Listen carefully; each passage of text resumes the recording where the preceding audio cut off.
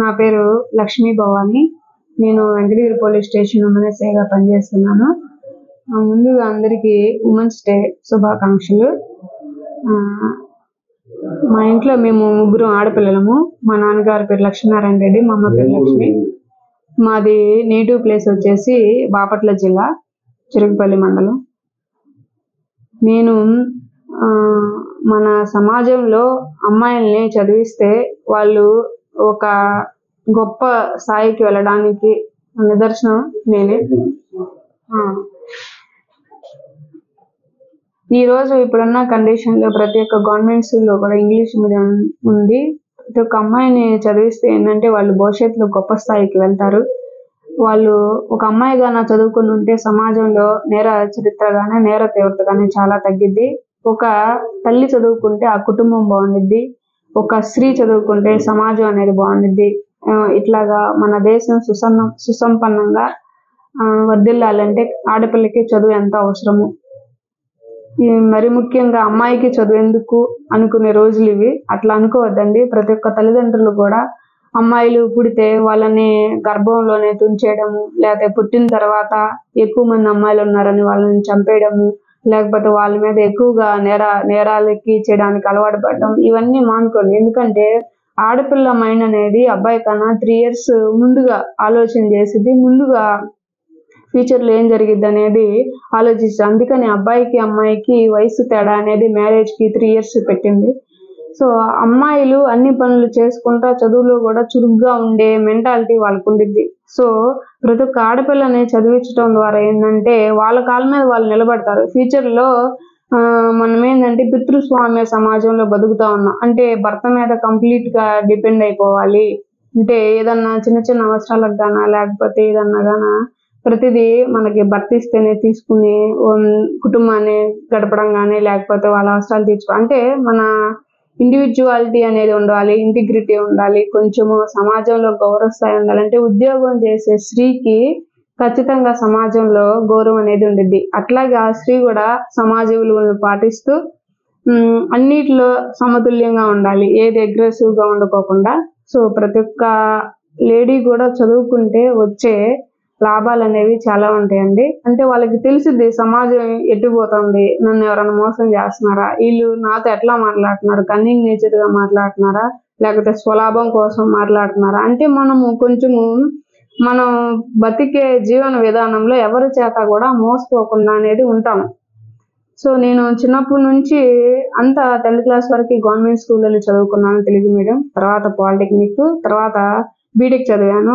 ఆ next year notification వచ్చింది. ఆ నోటిఫికేషన్లో నేను రాశాను. అంటే చిన్నప్పటి నుంచి గవర్నమెంట్ ఉద్యోగం అయితే బాగుండిద్ది.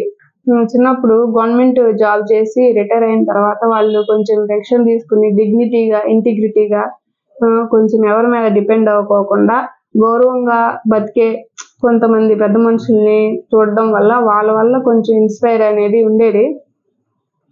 తర్వాత మనము సమాజంలో ఎవరికన్నా హెల్ప్ చేయాలన్నా కానీ మెయిన్ కారణం ఏంటంటే మనము ఎవరైనా మనం బస్సు ఎక్కుతూ ఉంటాము లేకపోతే కాలేజీకి వెళ్తూ ఉంటాము. అమ్మాయిలు ఏంటంటే ఇప్పుడు ఎవరన్నా అబ్బాయిలు కామెంట్ చేయడము, లేకపోతే వాళ్ళని లవ్ చేస్తున్నామని వెంటపడటము, వాళ్ళని కొంచెము శారీరకంగా కానీ మానసికంగా కానీ వాడుకుని వదిలేసి ఇట్లా ఎక్కువ మంది అబ్బాయిలు చేస్తూ ఉండేవాళ్ళు. అదే ఒక యూనిఫామ్ వేసుకున్న, అది పోలీస్ కానిస్టేబుల్ అయినా అవ్వచ్చు, ఎస్ఐ అయినా అవ్వచ్చు, డిఎస్పీ గారు అయినా అవ్వచ్చు, ఎస్పీ గారు అయినా, అంటే ఒక ఉమెన్ అంటే వాళ్ళతో మాట్లాడడానికి ఎవరు కూడా పెద్ద సాహసం చేయరు. కొంచెం ఒళ్ళు దగ్గర పెట్టుకుని జాగ్రత్తగా బిహేవ్ చేస్తారు. ప్లస్ మన కుటుంబంలో కూడా మాకు అబ్బాయిలు లేరండి. మా అమ్మ మా నాన్నకి నేనే అబ్బాయిని. సో వాళ్ళకి హెల్ప్ చేస్తా కానీ ఇంకోటి కానీ కొంచెము పోలీస్ యూనిఫామ్ అంటే ఇష్టం ఉండేది.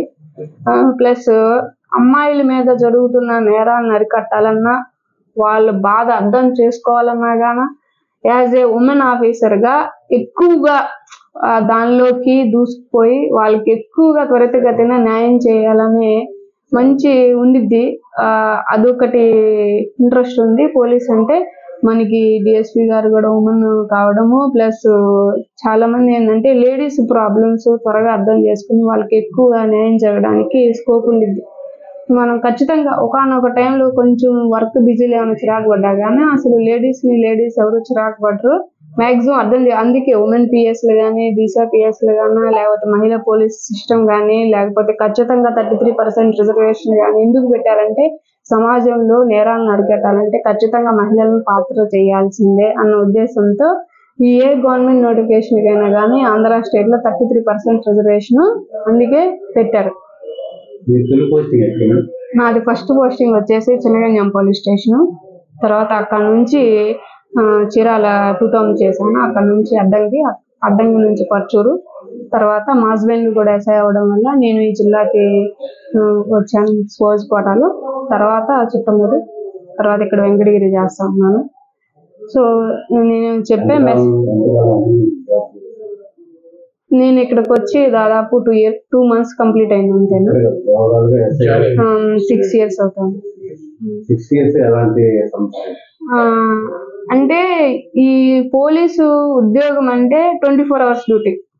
అంటే నేను ఇదే నా వర్క్ టైము, నేను తర్వాత టైంలో రెస్పాండ్ అవ్వను అనడానికి సమస్య లేదు. వన్స్ నువ్వు ఒక పోలీస్ ఉద్యోగంలో జాయిన్ అయిన తర్వాత అర్ధరాత్రి ఫోన్ వచ్చినా కానీ ఖచ్చితంగా అటెంప్ట్ చేయాల్సిందే. వాళ్ళ సమస్య ఏందో మనం తెలుసుకోవాల్సిందే. వాళ్ళకి ఖచ్చితంగా మనకి సీన్కి వెళ్తే ఏంటంటే తెలిసిద్ది. తర్వాత నేను ఫస్ట్ పోస్టింగ్ లో చేస్తున్నప్పుడు కొంచెం ఎక్కువ శాండ్ ఏరియాస్ ఉండే, అంటే 24 hours కాల్స్ వస్తూనే ఉండే. ఖచ్చితంగా మనము దానికి రెస్పాండ్ అవ్వాలి. మనం ఖచ్చితంగా ఉద్యోగం చేయాల్సిందే. నేను ఉద్యోగం చేయకుండా తప్పించుకునే అది అట్లా సపరేట్ అంటారు. వన్స్ మనం గవర్నమెంట్ సిమ్ క్యారీ చేస్తున్నాం అంటే మనం ప్రజలకి జవాబుదారి, మనము ప్రజల దగ్గర నుంచి జీతం తీసుకుంటున్నాం. సో మనం వర్క్ చేయాలి, వర్క్ నుంచి మనం ఫలితాన్ని ఆశించాలి. సో ప్రతి ఒక్క పోలీస్ డిపార్ట్మెంట్ లో అందరూ మాక్సిమము వర్కహాలిక్ పర్సన్సే ఉంటారు. ఎవరైనా కానీ చూడండి 5 గంటలకు వెళ్ళిపోవడము, 4 గంటలకు బ్యాగ్ సర్దుకుని వెళ్ళిపోవడం అట్లా ఏమి ఉండదండి. బందోబస్తులైనా కానీ 24 గంటల నుంచి డ్యూటీ వేసినా కానీ, గుళ్ళో వేసినా, లేకపోతే చర్చి దగ్గర, మసీద్ దగ్గర, లేదా రాష్ట్రాలు ఎక్కడ వేసినా కానీ, లేడీ అయినా జెంట్ అయినా కానీ పోలీస్ యూనిఫామ్ లో సేవ చేస్తూనే ఉంటారు. చాలా మంది ఈ వృత్తిలోనే అసలు బాసిన వాళ్ళు కూడా ఉన్నారు డ్యూటీ చేస్తా. So as a women officer గానే నేను పోలీస్ యూనిఫామ్ వేసుకున్నందుకు నాకు ఈ ఉద్యోగం, ఈ యూనిఫామ్ నాకు అన్నం పెట్టింది. నేను దీన్ని చాలా గౌరవిస్తున్నాను. నేను కొంచెం ఈ ఉద్యోగంలో అదృష్టంగా కూడా ఫీల్ అవుతున్నాను. నేను చాలా మంది ఉమెన్ చూసాను. ఇప్పుడు ఒక పోలీస్ స్టేషన్ కి వ్యభిచారం చేసే వాళ్ళు వస్తారు, మంచి వాళ్ళు వస్తారు, లేకపోతే ఇంకోళ్ళు వస్తారు. అందరినీ కూర్చోబెట్టి ఈక్వల్ గానే మనం ట్రీట్ చేయాలి. నువ్వు ఇది అని మనం క్యారెక్టర్ అసోసియేషన్ చేయడానికి లేదు. వ్యభిచార గృహాల మీద దాడులు చేసాము, ముందు బాటిల్స్ కొట్టుకున్నాము, శాండ్ కొట్టుకున్నాము. తర్వాత ఈ చిన్న పిల్లలు అడుక్కునే వృత్తులు వాళ్ళని తీసుకొచ్చి జాయిన్ చేసి వర్క్ అంటే జాబ్ సాటిస్ఫాక్షన్ అనేది వచ్చింది. అంటే ఇన్స్టాంట్ జడ్జిమెంట్ మనకి ఎక్కడ జరిగింది అంటే ఇన్స్టాంట్ న్యాయం అది పోలీస్ స్టేషన్ లోనే జరిగింది. అందుకే ఎవరికి రెస్పెక్ట్ ఇచ్చినా ఇవ్వకపోయినా కానీ మనం ఖచ్చితంగా మన వల్ల ఎవరన్నా ఒకరు హెల్ప్ పొందుండి వాళ్ళకి కొంచెం మంచి జరుగుతుంటే ఖచ్చితంగా వాళ్ళ జీవితాంతం గుర్తుపెట్టుకుంటారు. పోలీస్ మీద పాజిటివ్ ఇంప్రెషన్ అనేది వచ్చింది. ఖచ్చితంగా మనం వెళ్తే వాళ్ళ చేతిలో దండం పెడతారు. అది ఒక సాటిస్ఫాక్షన్ అనేది వచ్చింది. సో అందరికీ ఇచ్చే మెసేజ్ ఒకటే, అమ్మాయిలైనా అబ్బాయిలైనా కానీ అందరినీ ఈక్వల్ గా చూడండి. ఎవరైనా కానీ పిల్లల్ని మనం పెంచే దానిలో ఉండిద్ది, వాళ్ళ బిహేవియర్ని అబ్జర్వ్ చేసుకోండి. ఈ గంజాయి కానీ, డ్రగ్స్ కానీ వీటికి అలవాటుపడే ప్రవృత్తిని కొంచెం తల్లిదండ్రులు కానీ, ఉపాధ్యాయులు కానీ వాళ్ళ బిహేవియర్లో చేంజ్ వస్తూ ఉంటే చూసుకోవాలి. అమ్మాయిల మీద వాళ్ళకి సెక్స్ ఎడ్యుకేషన్ గురించి ఖచ్చితంగా తెలపాలి. అంటే వాళ్ళు బ్యాడ్ టచ్, గుడ్ టచ్, మనల్ని ఎవరు ఎక్కడ టచ్ చేస్తున్నారు, వాళ్ళు ఫ్రీగా తల్లిదండ్రులకు చెప్పుకునే ఫ్రీడమ్ అనేది మనకి ఇవ్వాలి. వాళ్ళు ఒకటే చెప్పగలను, 11 సంవత్సరాల వరకు బిడ్డలతో యాజ్ ఏ తల్లిదండ్రులుగా ఉండండి. 11 సంవత్సరాలు దాటిన తర్వాత ఒక ఫ్రెండ్గా మీరు వాళ్ళతో మూవ్ అవ్వండి. ఇది మ్యాక్సిమం ఎక్కడో ఉండదు. మనం మంచిగా భారతదేశం అంటే క్రైమ్ ఫ్రీ, అంటే నేరం లేని భారతదేశాన్ని మనం ఖచ్చితంగా చూడవచ్చు. మనం భారతదేశంలో అంటే దేశం మొత్తాన్ని మనం వదిలిచ్చేసేమండి. మనం మన కుటుంబాన్ని ఏ నేరంలో ఇరుక్కోకుండా చేస్తే అట్లా ప్రతి ఒక్కరు ఆలోచించుకుంటా ఉంటే ఖచ్చితంగా చాలా లైట్ క్రైమ్ అనేది జరుగుతూ ఉంటుంది. ప్లస్ పిల్లలు లగ్జరీ లైఫ్ అనుభవిస్తూ ఉంటే ఒకసారి మీరు అబ్జర్వ్ చేసుకోండి. ఎందుకంటే వీళ్ళకి డబ్బులు ఎక్కడి నుంచి వస్తుంది, వీళ్ళు ఏం చేస్తున్నారు, ఇది అనేది మీరు ఖచ్చితంగా తల్లిదండ్రులు చూసుకోండి. అమ్మాయిని అబ్బాయిని దయచేసి ఈక్వల్ గా ట్రీట్ చేయండి. గర్భ నిర్ధారణ చేసి అమ్మాయి అయితే ఇట్లాంటి చెయ్యొద్దు, వాళ్ళని తుంచేయడము, వాళ్ళని బతకనివ్వండి. ఖచ్చితంగా అమ్మాయిని చదివిస్తే వాళ్ళ చదువు అనేది జీవితం మొత్తం ఉపయోగపడుతుంది. వాళ్ళ కాళ్ళ మీద వాళ్ళు నిలబడతారు. ఏ ఉద్యోగం లేకపోయినా ఆ చదువు వాళ్ళకి తెలివితేటలు నేర్పించింది, సమాజంలో ఎట్లా బతకాలో నేర్పించింది. సో నాకు ఇంకా పై క్యాడర్ అయినా ఏదైనా కానీ మన స్థాయికి ఇదే. అంటే మనం ఇండివిజువల్ గా, అంటే నాకు 1వ తారీఖు 10,000 వస్తుంది అనుకోండి, నేను ఆ 10,000తోనే బతకడానికి నేర్చుకుంటాను. అట్లాగా వాళ్ళ స్థాయికి మించి పిల్లలు చదివించి ఉద్యోగం తెచ్చుకుంటే తల్లిదండ్రులకే గొప్పదనం. సో ఖచ్చితంగా చదివిస్తే వాళ్ళ కాళ్ళ మీద వాళ్ళు నిలబడతారు. సొంత బిజినెస్ చేసినా కానీ చదువుకున్న ప్రతి ఒక్కరికి జాబ్ చేయాలని కాదు, అంటే వాళ్ళ ఇండివిజువల్ గా బతుకుతారు, ఎవరి మీద డిపెండ్ అవ్వరు, ఇంటిగ్రిటీగా ఉంటారు, నేరాలు జోలిపోరు. దయచేసి నేను కోరుకునేది ఒకటే, మరి ముఖ్యంగా ఆడపిల్లని చదివిస్తే మాత్రం మంచిగా ఉంటుంది ఆ కుటుంబం. సో ఈ అవకాశం ఇచ్చినందుకు ప్రతి ఒక్కరికి ధన్యవాదాలు తెలియజేసుకుంటున్నాను. ఎలాంటి ఒత్తిడి పోటీలు వస్తూ ఉంటాయి, సమస్యలు బాగా చూస్తూ ఉంటారు కదా, మహిళ కానీ గొడవలు కానీ కేసులు బట్టి ఎలాంటివి వాళ్ళకి ఎలా మీరు జరుగుతుంది, మీరు ఎలాంటి స్ట్రెస్ గురయ్యారు ఈ 6 ఏళ్ళలో మీరు ఉద్యోగించగా? స్ట్రెస్ అంటే మనం దీన్ని స్వీట్ పెయిన్ అంటాం. ఈ పెయిన్ అనేది దానిలో ఉన్న స్వీట్నెస్ ని ఎంజాయ్ చేస్తే మనం లైఫ్ లాంగ్ ఇట్లానే ఉండాలనుకుంటున్నాం. అంటే నేను ఫస్ట్ స్టేషన్ కొంచెం హార్డ్ స్టేషన్ చేయడం వల్ల నాకు అది అలవాటు అయిపోయింది. అట్లా ఫోన్లు వస్తేనే ఎంజాయ్. అంటే మనకి ఫోన్ చేస్తున్నారంటే మనం చేస్తామనే నమ్మకం ఉంటేనే మనకి చేస్తారు, లేదంటే నా పైసా ఇంకొకటం కూడా వాళ్ళకి పని అవ్వాలి. ఇప్పుడు మనమైనా కానీ ఆ పొజిషన్ లో ఉన్నప్పుడు అది అక్కడ సిచ్యుయేషన్ డిమాండ్ చేస్తుంది. అది నేనైనా అవ్వచ్చు, కానిస్టేబుల్ ద్వారా అవ్వచ్చు, హోంగార్డ్ ద్వారా అవ్వచ్చు, ఇంకోటైనా అవ్వచ్చు. సో ఏంటంటే ఆ పెయిన్ అనేది స్వీట్ గా ఉంటే పర్వాలేదు, దాన్ని ప్రెజర్ గా తీసేసుకుని సూసైడ్ చేసేసుకుని నేను చేయలేను అనుకుంటే కష్టం. ఆ ప్రెజర్స్ వస్తా ఉంటే దాన్ని మనం స్వీట్ పెయిన్ గా తీసుకుని ఉద్యోగం ఎంజాయ్ చేస్తే పోలీస్ ఉద్యోగం చాలా బాగుంటుంది. ఎవరికి చేతులెత్తి దండం పెట్టరు, ఒక్క పోలీస్కే పబ్లిక్ చేతులెత్తి దండం పెడతారు. ఎందుకంటే వాళ్ళని కొట్టి తిట్టి వాళ్ళని మంచి మార్గంలో పెట్టేది ఫస్ట్ ఉపాధ్యాయుడు అయితే, తర్వాత నెక్స్ట్ పొజిషన్ లో ఇంకెంత మంది ఉన్నా కానీ పోలీస్ మాత్రం ఉంటారు నాకు తెలుసు.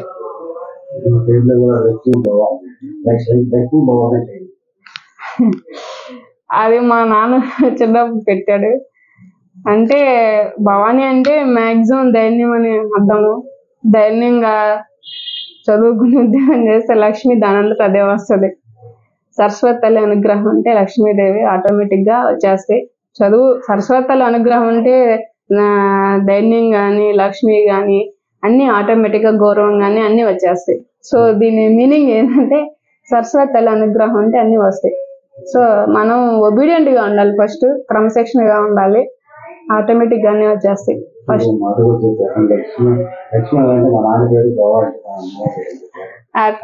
అట్లా అదే మా నాన్న పేరు లక్ష్మీనారాయణ రెడ్డి, మా అమ్మ పేరు లక్ష్మి, అంతే. మా నాన్న పెట్టాడు.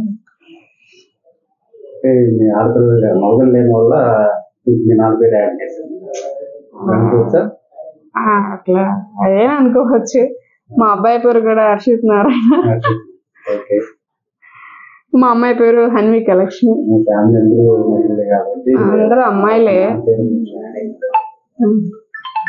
మనకి ఒక కుటుంబం ఉండేది.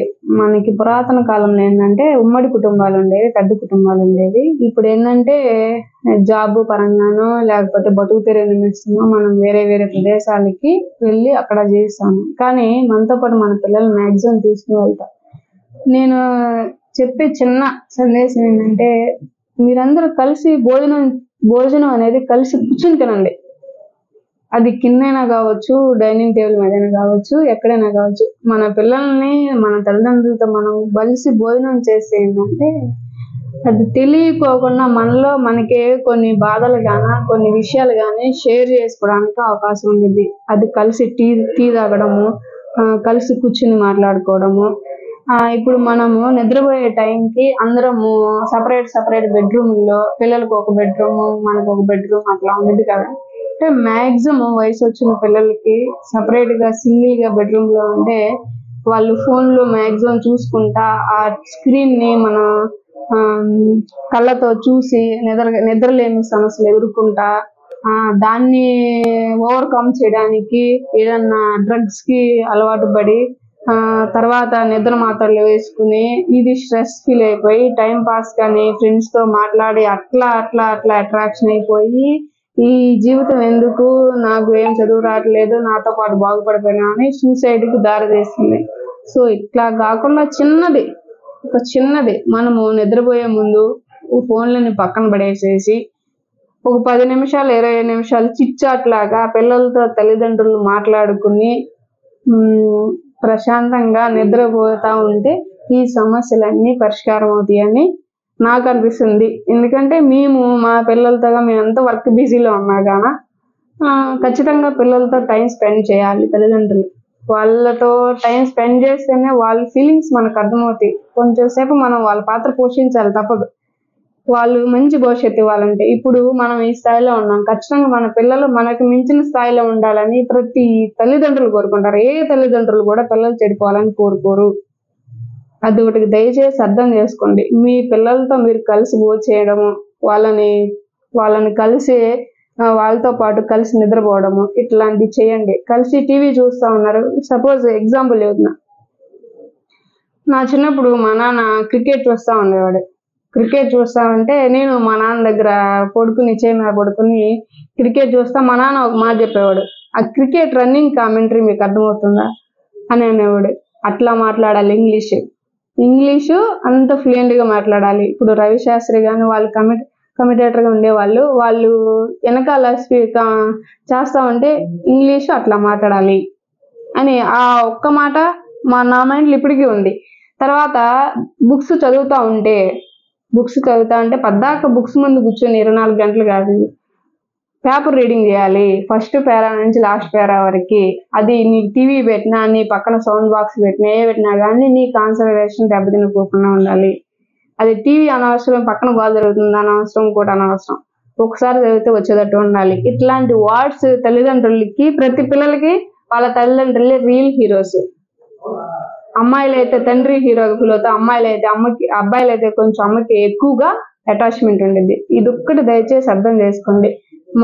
మన పిల్లలు మనకన్నా బెటర్ పొజిషన్ లో ఉన్నారంటే మనం బెటర్ అప్రోచ్ ఇవ్వాలి. మరిన్ని వీడియోస్ కోసం ఛానల్ ని సబ్స్క్రైబ్ చేయండి. లేటెస్ట్ అప్డేట్స్ కోసం వాట్సాప్ ఛానల్ ని ఫాలో అవ్వండి. ఆ లింక్ డిస్క్రిప్షన్ లో ఉంది.